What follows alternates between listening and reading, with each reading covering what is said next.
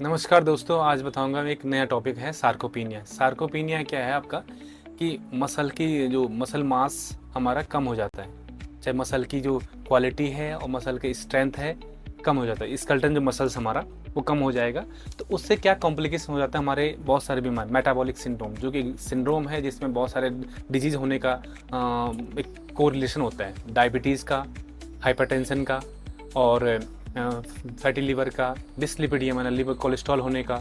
ठीक है, तो इस प्रकार से जो बहुत सारी बीमारी होने का रिस्क होता है बढ़ जाता है अगर हमारी मसल स्ट्रेंथ कम हो जाती है क्वालिटी एंड क्वांटिटी के रूप से। साथ में शुगर होने का रिस्क बढ़ जाता है। तो हमारा सार्कोपीनिया बहुत इंपॉर्टेंट टॉपिक है।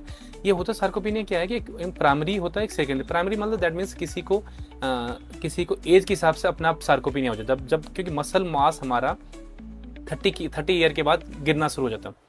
30 ईयर के बाद हर 10 साल में हमारा कम से कम 5% मसल मास कम हो जाता है। 10 साल दैट मीन्स 30 to 40 में हमारा 5% मसल्स स्ट्रेंथ और मसल मास गिर जाता है। और 50 साल के बाद हर एक साल में 1 से 2% हमारा मसल मास गिर जाता है। दैट मीन्स हमारा कितना ज़रूरी है 30 के बाद हमारा मसल गेन करना। एक गांव के किसी भी कोने में कोई लोग है तो एक्सरसाइज करें, एक घर में उठक बैठक करें, छोटी एक्सरसाइज करें, या जिम जा सकते हैं जिम जाइए। ठीक है, ये हल्का वेट उठाने की एक्सरसाइज करें।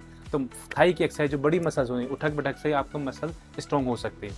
तो हर किसी को एक्सरसाइज करनी है ताकि हमारे बुजुर्ग लोग भी जो भी हैं उनका बॉडी पेन, हर जो जॉइंट पेन है वो कम से कम रहे, और जो मेटाबॉलिक डिजीज़ हैं, शुगर है, हाइपरटेंशन है, उससे बच सकें।